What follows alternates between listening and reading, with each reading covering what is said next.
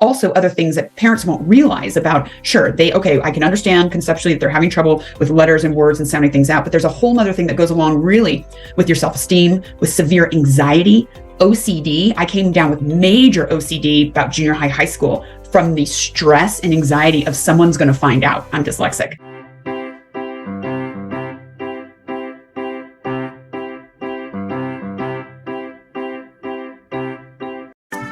Hello, everybody. This is Jess from 3D Learning Experts, and you're listening to the LD Experts Podcast, the show for busy parents who want to help their kids with learning disabilities, or as I like to say, learning differences, go from surviving to thriving. Meghan is an aerospace engineer, an adventure athlete, a keynote speaker, and most importantly, neurodivergent. Welcome, Meghan. Thank you so much. I know, like most, I think people that are dyslexic or neurodivergent, we have like 20 different things happening to compensate, right? So. Yes. Well, as you said before we got on, ADHD is very prevalent among us neurodivergent people. So I think for me, at least, I need to keep busy all the time. And it sounds like you do too. Yes, I do. Because if I'm not, my brain will wake me up at 3 a.m. anyway, spinning. So you've got to be always like doing several different things at the same time. Good multitaskers. So let's talk about what your neurodivergencies are outside of ADHD. So I was luckily diagnosed very young and then retested again as a young adult in my 20s. I am dyslexic. And we discovered it, like I said, when I was 7, because unfortunately, I had a teacher that was not a very good man. And he verbally and emotionally abused the heck out of me in front of the class. Would sit me in the corner, you're an idiot, you're stupid. Because I could not, sort of when you're really learning to get into spelling and having spelling tests and learning to read. And even though, obviously I'm very smart, come from a very smart family, I was not able to catch on, and I could not retain, the orders of the numbers or letters and which letters were which, and sound out things. And, he made it so difficult for me that I refused to read. I stopped reading, and my mom, of course, picked up immediately, and she had already noticed that somehow I wasn't quite adapting the same way my brother and sister were. And so she is the one who went to pediatricians to figure out. And back then, I am late 40s. And so not as much was known about it, but I was very lucky to get diagnosed and then have just really supportive parents that taught me to believe in myself. Well, and you talked about in your 40s and not as much was known. We haven't made that much headway considering how much research was done in the 70s. Yeah. And my mom was diagnosed with dyslexia in the 40s. Oh, wow. So, they've known about it for so long, but it's just not a top priority for our country to focus on. Where did you grow up? So I grew up very young in Southern California, but then I moved to a mountain town in Colorado in 6th grade. Okay. And so, where it was the schools were not as good as in Southern California at the time. But my mom, my father were really good at supplementing. And, obviously I grew up in a very academic family. My dad was a Rhodes Scholar to MIT, brilliant engineer and physicist. And so I had a lot of other things, and they would teach me things, maybe not reading, but actually just experiments. And I just had a very supportive family that even though I had this, they kept telling me I could be anything I want to be, and really held my hand as I went through the shame and the embarrassment. But if I went to class and I listened, generally I got through. I got through fine, and I did very well with my grades because your dyslexia doesn't change your IQ or your intelligence. You just have to figure out the way to be tested correctly and that sort of thing. So I got through, but it was in college that it really caught up with me, and that's where. Oh man, I could not keep up with the reading. I could not keep up with how fast things were going. And it was so equation intensive in aerospace engineering. And I used to be so embarrassed, and I didn't want anyone to ever know. And I wouldn't ask for help. And I crawled over that finish line. I had to take Calc 2, I think 3 times. Wow. And what I didn't realize is that if I had actually really asked for help and gotten accommodation, my life would have been a lot better. And as I got older and I realized, oh my gosh, I am actually good at what I do. Now I'm so proud to talk about it in a work environment and talk to younger people, elementary, high school, college, and also let them know what amazing skills it gives you and how that actually helps my career as an engineer. But I crawled over that graduation finish line. Well, and so many people don't want to use the accommodations available. Like I was telling you earlier, I was cleaning unpacking my son's bedroom, and I saw on his desk, he had a little piece of paper that talked about one-on-one tutoring available because he's in college right now. And he didn't do very well in his midterm. And I have been a huge advocate. Our family talks very freely about dyslexia. There's no shame in it in my household, yet he still is not getting the help he could be getting. 100%. And I talk about that all the time because I cannot even tell you how important it was, the support I had from my family. My mother normalized it in my home. My brother and sister are not affected, and no one was allowed to make fun of me. But I also was not given a get out of jail free card. I had to work hard, but I was in such a supportive family, yet I felt so much shame and embarrassment. And for me too, I remember in college, I'm like, no, I'm not going to go get help because I should be able to do this if I'm smart enough. Where for some reason, our little psyches, like when we're younger, we don't get it. And it is this thing that you want to prove to yourself. You think you can outthink it, and that is something, you're right. Like, I'm so glad you're talking about this and doing this podcast so that people who are younger, like, listen to me right now, man, give yourself every opportunity to show how brilliant you are. And you do that through these special things with accommodation. I will say the last couple of years in college, I was able to pull myself out a little bit because I did finally get help. I did get accommodation. I went into testing where they verbally read me the test instead of while I read it. That changed my game. So I could actually show how smart I was, not from reading mistakes. And so, but I know it's so funny. I talk to people and their kids, they're going through it and they're like, she won't get help. I'm like, I can't tell you why, but I was the same way. And so, it's tough, but I guess we all have to kind of figure that out in our journey as well. But the best thing we can do is keep encouraging people to feel okay about going and getting the best out of themselves through accommodation. Yeah, because sometimes we feel like it's a crutch, but it isn't. It's there to help us have a level playing field. And I love that you say crutch because I'll use that example too. Let's take it a physical disability that you can see, which is different. Would you ask someone that perhaps has a prosthetic leg or doesn't have part of their leg and they are on crutches, would you ask them to expect themselves to run just as fast as someone else, like without accommodation? Right. Or ask them to run without their prosthetic leg. Yes, exactly. So it is. And I think when you can give people who are going through it and feel so embarrassed about it, when you can give them sort of an example like that, then maybe that helps, like, yeah, okay, I get it. But I think at the end of the day, when we're younger, we just want it to go away. We want to pretend it isn't there and maybe I can grow out of it. And then as an adult, though, you actually realize what gifts dyslexia has brought me in my life and truly given me the drive and passion to achieve some extraordinary things. And I do not think I would be where I am and who I am 100% if I was not dyslexic. And given the choice, I would not go back. I would not give it up. And I love who I am today. That's awesome. Will you share with us some of your gifts that you feel you have because of your dyslexia? Yeah. So, really, again, that ability to take on a challenge and never give up and be able to dedicate and focus and work hard has really brought me so many things. Let's talk about aerospace engineering. First of all, that's hard enough for an individual, even if you don't have a learning difference. And again, it chewed me up, but I never gave up. I was on academic probation a month. I did not give up. I went back.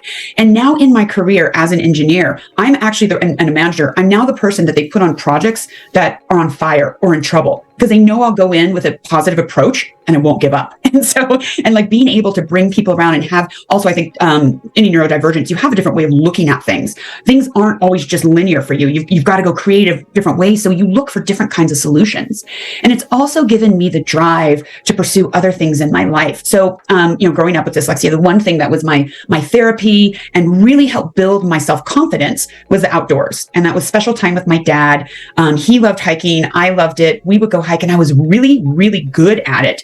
And I could see how proud he was. And again, it built my self-esteem to where then I could use that into school. But that love for the outdoors always carried on. And I was in a snowboarding accident in my early 30s and shattered my femur horribly, almost died, and was told I would have a cane the rest of my life. And instantly, from the drive that I knew as a little kid, I was like, nope, not going to be my life. I'm going to figure this out. So I did, after 2 years of rehab and a metal allergy, I was so focused on being able to hike and climb again that when I was repaired, I went on to climb Kilimanjaro, which is the highest peak in Africa. I was so mentally strong from it. I was like, I'm going to go higher. And I set my sights on climbing the 7 summits. So that's the highest peak on every continent in the world, including Everest. And over about a 9-10 year period, I climbed every single one and I wouldn't give up. And then I added on to it. And I'm like, why stop there? So I've added on the North and South Pole.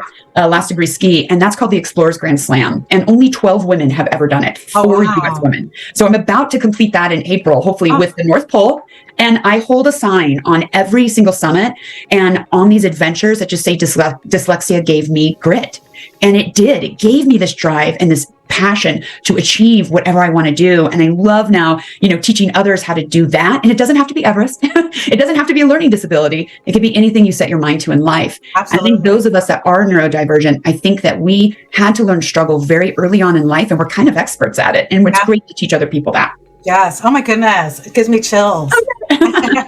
But you're so right. I mean, every dyslexic adult that I've interviewed have said that they have resilience because we had to work harder as kids. I mean, I was not accepted to a high school because they said I wasn't college material. And so, I mean, I was like, I'm going to prove to them that I am. So I know people, they'll ask me like, how are you? And the quick answer is I'm a middle kid with a learning disability. That's how I'm like, I was never good enough for myself.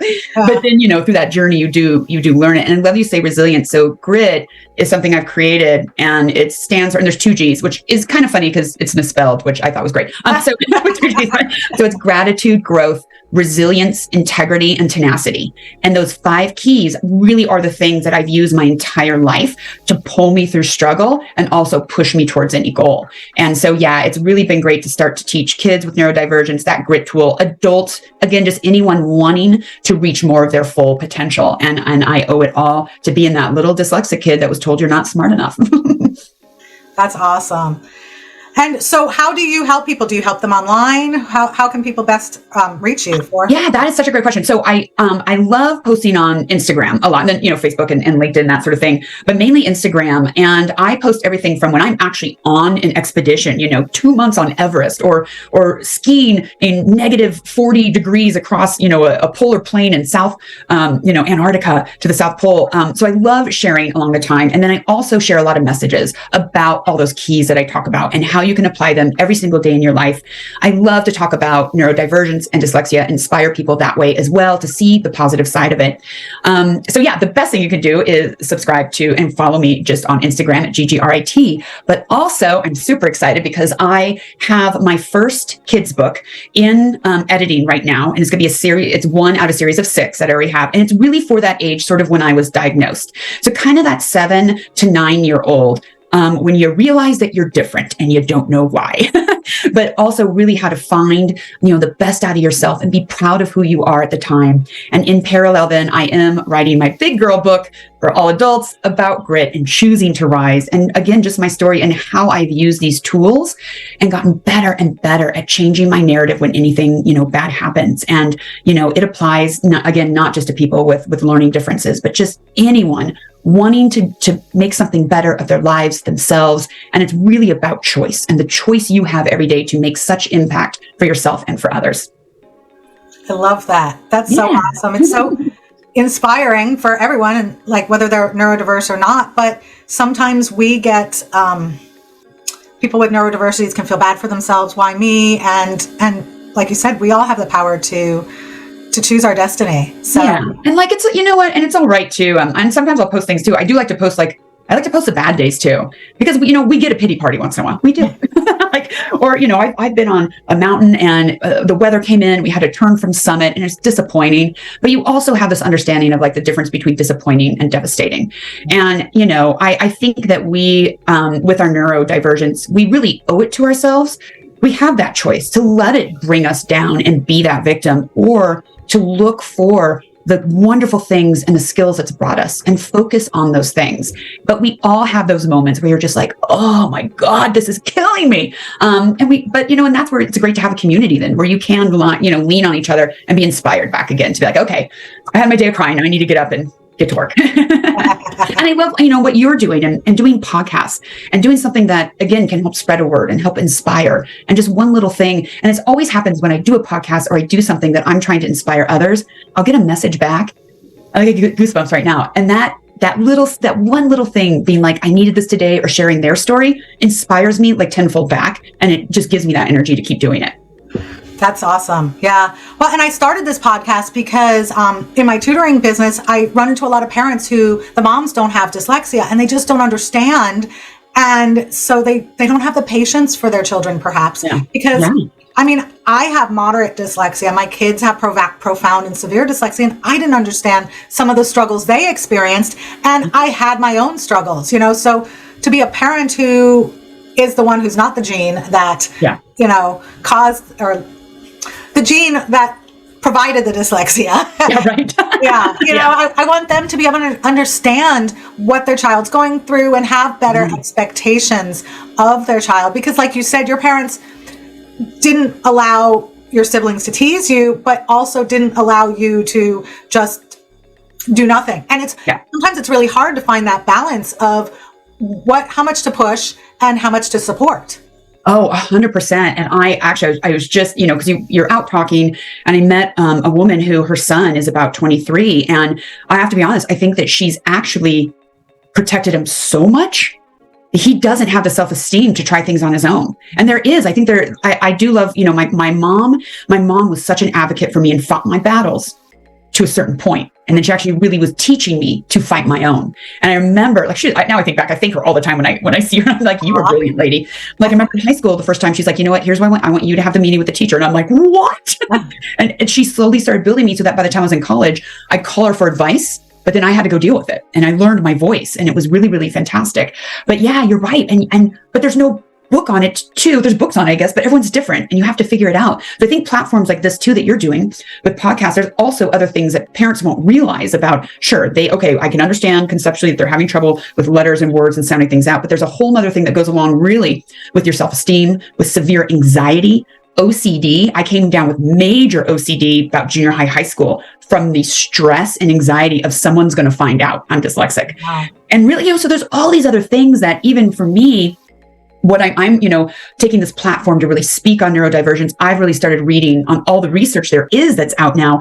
And I'm like, oh my gosh, that's exactly why I do that. There's things I didn't realize were from my dyslexia. I'm still discovering today. So, it's great for us to be able to talk about it. And also, you're right. Share with parents that, hey, what your child's doing, this is normal for neurodivergence. And to let those individuals know you are normal and what you're experiencing is normal and you're okay. Yeah. Well, and like you said, there's so many things that you didn't realize. My mother, like I said, was diagnosed in the 40s. My mom was a teacher, and she had no clue what dyslexia looked like. She just knew that she had that label. So when they said I had a reading disability, she didn't realize I was dyslexic. When I started tutoring, and she said, I didn't have very many students who had dyslexia. I was like, Mom, 1 in 5 students are dyslexic, and you were an art teacher for 15 of the 25 years. You had to have a ton of dyslexic students in your class. Yeah. But she just didn't even know what the signs were. And unfortunately, many teachers don't know what it looks like. I mean, many of us don't even know because it looks so different in each one of us.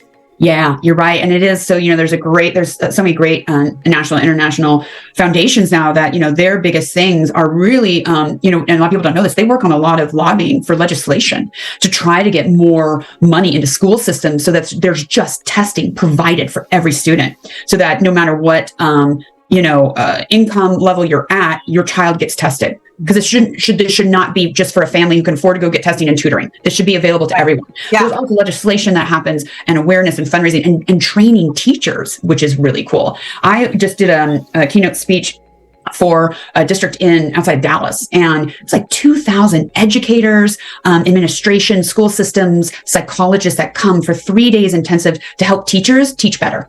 And it was really, really cool that they do that. And, there's so much on the rise, but it takes communication and spreading the word like you're doing on this podcast to really help encourage that movement to keep going. Well, and Texas is one of the best states. That's where my kids were diagnosed. We moved to Texas. And within a week, my daughter's teacher said she's dyslexic. Wow. Because they do educate the teachers there. And when the teachers are educated, then they can provide the support. Now, it depends on the socioeconomics of the school district, how much support is provided, which I only learned later on in life. We were fortunate to be in a community that provided in-school services for dyslexia. Yeah, because you think about it too, in a lot of areas, and let's say, and especially, America is a melting pot. Let's say English is not even your first language, and you have a learning disability on top of that. that's going to be very difficult to diagnose without people in your school system looking for it. So I just think there's so many people that, and we all as adults, we will meet people, and I talk about this a lot, where someone will be like, yeah, I'm undiagnosed, and really breaks my heart, like what they went through, and either parents who did not understand, and really the abuse, a lot of them left early from home, but they had to make their way, and they're all usually kind of own their own businesses because they had to, because they couldn't get the education or they couldn't work for anybody else, but now they're entrepreneurs. But everyone has a very different story that we can all learn from, and I hope it gives so many kids so many different examples of adults that have made something of their lives with a learning disability. Yes. Well, my husband's Mexican American, and his first language was Spanish. And so when I met him, he would always say he couldn't pronounce things right because English was a second language. Mm-hmm. And at first I accepted that, but then I was thinking there's a lot of Hispanic Mexican Americans who can pronounce it correctly. And it was because of his dyslexia that he couldn't hear the sounds correctly, that so he thought it was because English was a second language, but truly it was because of his dyslexia. Yeah, I know. And just so many people are not going to be able to figure that out. Right. And it affects us every day. I was just at an event last night. I met this woman for the first time, and her name's, and I won't be able to remember, and we always have trouble with even like consonant or vowels, the way that they should sound. We can't retain it. So I'm like, is it Kara or Kara? I won't know until I've asked her 20 times. I will not be able to retain it. And then I feel so bad because then people are like, oh, she doesn't remember my name. It's like, I just want to tell my like, it is not that I don't remember your name. It's like, I literally have a problem with it. Absolutely. I will not be able to remember how the vowel sounds. Yeah, but that's again, true. Stepping into owning who you are and what's happening, and just be like, everyone, like when I run a new project or have a whole bunch of engineers that work for me, I'm like, I'm going to lay down the basics for you. I am dyslexic.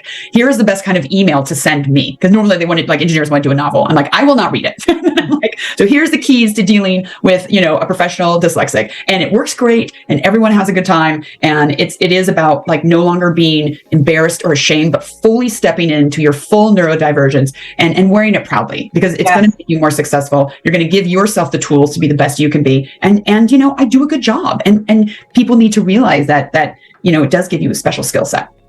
Yes, that is such great information, because people who are neurotypical don't necessarily realize that. And these days, I guess no one really likes to read that in depth on things. But for us, it is more of a challenge. I discovered that I did a lot better reading on my phone than I do on the computer, because I see smaller pieces of it. Yeah. Well, I can't, like for me reading still, I prefer a book, because I still will take, it's something I learned as a kid, but I will take a plain index card and I'll put it under the line. I still do that today. It helps me read much faster. Otherwise my eyes do jump. And, but when you're on Everest and you only have a backpack, I did get used to the little Kindle, or on my phone, Kindle on my phone. But I've learned just ways to do it. You learn to adapt. Yeah. Well, and with the Kindle, can't you have like it move the colored strip across? I think you can. I've learned to break it down for the Kindle to work for me, but yeah, you're always doing something. But yeah, you've got to learn it, and then it's even like I work for a major corporation, and they'll be for everybody, oh, we're going to change to this software. Here's the 12-point step of how you're going to do it, and go to this document and do this. And one day I called them, like, you do understand that these complex instructions with all these different things are a nightmare for a dyslexic? And they're like, oh, really? I'm like, yeah. I'm like, if it's company wide, can you do one session and just have someone walk through it for all of us on a Zoom if you want to go to it? They're like, oh, we could do that. I'm like, thanks. That will save me like 5 hours. But it's at companies, they have initiatives, they think, but they don't realize if your brain doesn't work that way, you're not going to realize there's an issue. Right. Well, and I'm still teaching my assistants after a few years of working for me, bullet points. Yeah. Put bullet points. It makes it so much easier to read than a big paragraph. Yeah. Oh, absolutely. And yeah, it's part of what I tell my teams too. I'm like, you can send me the thing in detail if you want. And so I have something to reference, but yeah, do a bullet point. I want, caps. I want highlight on very special things. And I'm like, and if you need a response immediately, I need you to text me or call me and give me the heads up. And this is how you're going to help me help you. And it works. But you've got to figure out what works for you and communicate it to others. And generally I found people are really, really great about it. Well, and that's why I think it becomes easier for adult dyslexics than it does children, because we have had a lifetime to figure out what works for us. Yes, you're absolutely right. So yeah. And you have to teach kids to be patient with themselves, give themselves grace, give themselves hug, like let them know you are going to be frustrated and this is going to be hard, but you're going to get through it. Yeah. I love that. You have given so many great tips and pointers, but do you have like anything else that you would like to share with parents or dyslexic people just before we leave? Oh, I love that. And I mean, like I said, it is one of those things, like part of what I teach with grit too is I don't try to sugarcoat things. I don't try to tell someone with dyslexia that they're going to have the same, it's going to be the same for them as everyone else. It's not. Like I just said, it's going to be difficult, but you've got to keep reinforcing that you love yourself. You are just as smart. You just have to figure out a different way to do things. And so for parents, again, it is like you said, I understand if you don't have it, you're not going to be able to really understand, but show that kid patience, hold their hands when they cry, help pick them back up, and go talk to teachers if you're concerned about things. Get involved, find out these other, like my parents used to do something as simple as this, reading. Back in the day, we got like a little recorder. I'd read into a recorder. I wouldn't retain any of it, but then I'd play it back for myself. And so I could hear it verbally while I read it, and then I'd retain it. And like these little things that were so great. And I think there are a lot of books out there that help, but there's so much on social media now too. I have parents reach out to me all the time. Reach out, ask questions. You want a little card or something that helps boost your kid's self-esteem from another dyslexic. I think having mentors is an amazing thing, that they can see all these amazing entrepreneurs that are neurodivergent and help them focus on that. Or, athletes, giving them positive images of working hard gets you where you want to be. I think it's just invaluable for them, because if your parents give up on you, you give up on yourself. And we all know so many people that weren't diagnosed, and that's what happened. And it's very scarring. And again, me having such supportive parents, how much shame and embarrassment I felt with an extremely good support system. And it was hard enough with that. So anyway, yeah, but I would love it. Follow me on Instagram and ask questions. I always love to talk to classes and schools. Of course, I do keynote speaking for the big people, companies. Grit works for any sort of company. I love to talk to companies too about how their neurodivergent employees will make their corporation a better place. So all sorts of things. I'm just down to talk about it. Awesome. Thank you so much, Meghan, for taking the time to share all of your insight and your experiences with us today. Thank you for opening the stage for us to be able to talk about it and help give other people ideas and inspire. I mean, the work that you're doing means so much to so many.